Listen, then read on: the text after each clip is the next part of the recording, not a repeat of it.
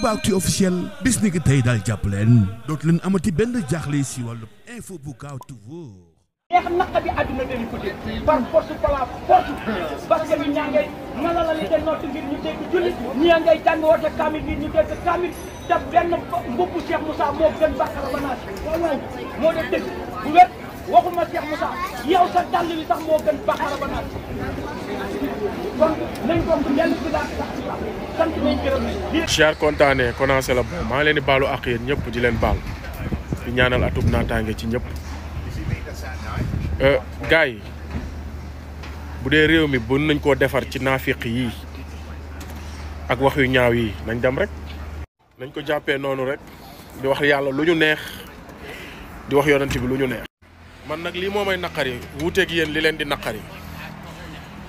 man balaa ma am lu ma naqari ma gis ku xotti wor ma yàlla wala alxuraanu karim moo tax man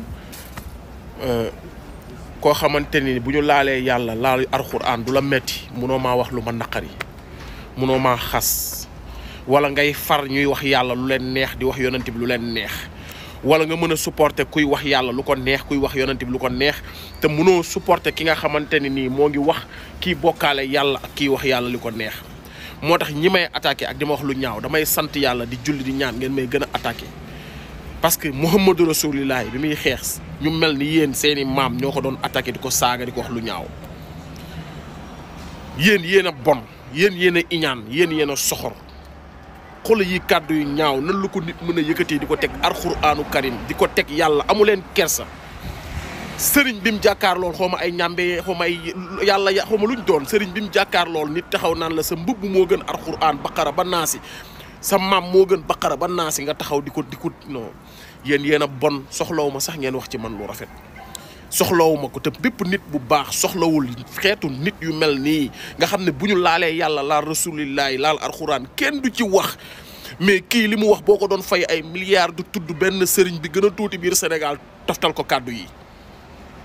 mais lu toll ni alxuraanu karim si réew muñ ne réewu diine la réewu mag ñi alxuraan lañ doon xeexal mag ñi rasulullahi lañ doon xeexal te mag ñooñu ku leen laal ñu bëgg laa lekk ku leen laal ñu tam la dëmm ku leen laal ñu ne sax waratoo liggéey palais ku leen laal ñu ne président warulaa jege ku wax lu wuuteeg li mag ñi bëgg a dégg ñu ne yow tu es personne non grata dañ la war a bannir doo nit ku baax ci société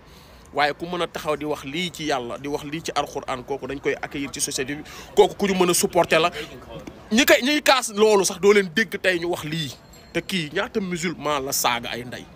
yéen waxu pas-pasu doomu aadama bu ngeen gëm ngeen di wax de ay pas-pas dafa jege kii pas-pasu jullit yépp la laal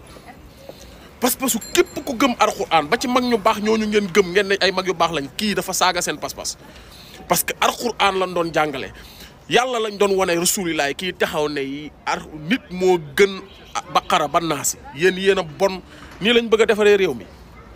ku saaga yàlla saaga alxuraan ñu supporté la ku wax dara ci ñooñu ngeen tuddee ay mag yu baax ngeen ne dañ leen di lekk te mag ñu baax ñooñu nee ngeen rasulilaay lañ doon liggéeyal nee ngeen yàlla lañ doon jaamu Sénégal mooy réew bu bon réewu naafiq dëgg